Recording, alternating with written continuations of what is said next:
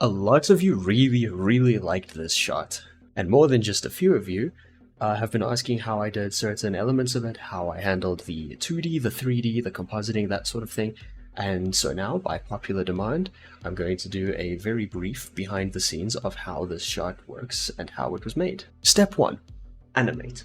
I am not an animator. I did not animate this. This is by Chris, who is an extremely talented animator who I met through the Agora community, which is linked down below. He animated this in Maya. We then take his animation and we export it to Blender via Alembic. This means that we can transfer it across with all of the animations, all of the deformations, all of the textures intact. Once that's done, I go to every asset and I edit the shader until I get a look that I am fond of. It's time for me to do some set dressing. Using Kitbash3D's Cargo app, I imported a bunch of free assets by them, which I would highly recommend if you're looking to practice or anything, and using these, I built the set with highly detailed models. As you can tell, my PC is dying. The VFX in this are a combination of 2D textures scrolling along 3D geometry, otherwise known as solar coasters, and 2D hand-drawn effects that were composited in later. All of the smoke you can see in the background are just very large curves, along which I am scrolling a seamless noise texture that has had a bit of shader treatment.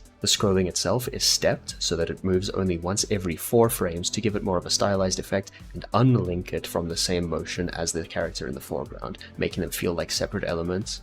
However, they still belong in the same world. Once all of that is done and I'm happy with the lighting, the set dressing, and all of those things, I render out separate passes. I render the background, the foreground, and the character, each on their own separate plate, which I will then composite later in a completely separate file. I create a basic workbench render, over which I can do my 2D animation and my 2D effects. The 2D effects begin very basic. I track my arcs and I try to keep an eye on potential displacement. Once I've tracked my arcs, I bridge them using lines and fills to create arcs that follow where the character is going.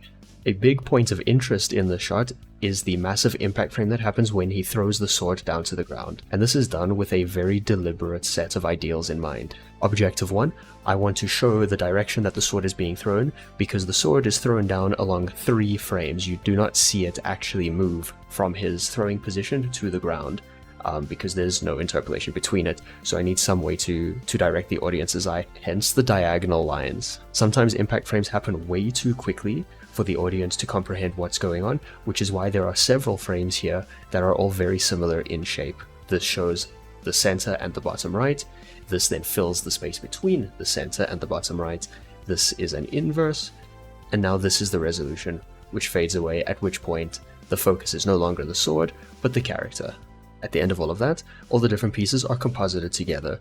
The grease pencil layers are passed through several glare nodes, a vector blur, a sunbeam, which is mixed very slightly into the rest of the composition, and finally through a Kuwahara filter to soften the edges. Things to remember when designing your 2D effects. You do not want them to replace the movement of the actor, you want them to enhance it. The arcs are designed to act as a trail that follows certain points of interest, so his feet that are moving quite a bunch, his arms, and then towards the end, the sword. The sword flick happens very quickly, and you can't really see it too well with the character against this background, so the sword arc is used as a way to hint at the fact that he has changed direction. Because this happens on 1 frame, it wouldn't make sense logically, which is why we have to fill in that space with some other shape. Towards the end, I'm simply creating trails that will follow behind the character and then dissipate as he hits the ground. One of the main features of this, I would think, are the smears and the halftone glare around certain emissive areas. This is done with a custom compositing node group that I created a while back.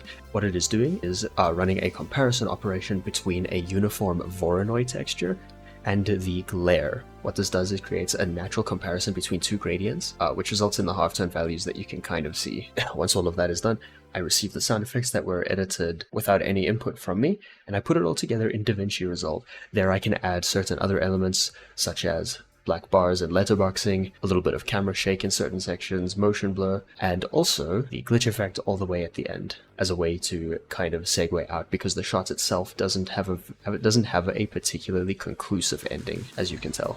I hope you enjoyed this relatively quick overview and pretty surface level exploration into the shot and how it works. If you would like more detail on this, please do let me know. I plan on making more stuff like this in the future. But for now, with no planning, I would encourage you to go out and make your own shots similar to this. This compositing setup can work for live action footage, animation. Most of the nodes even transfer over to game engines such as Unreal or Unity. So there are quite literally infinite possibilities with this. And I can't wait to see what you come up with. Cut. End.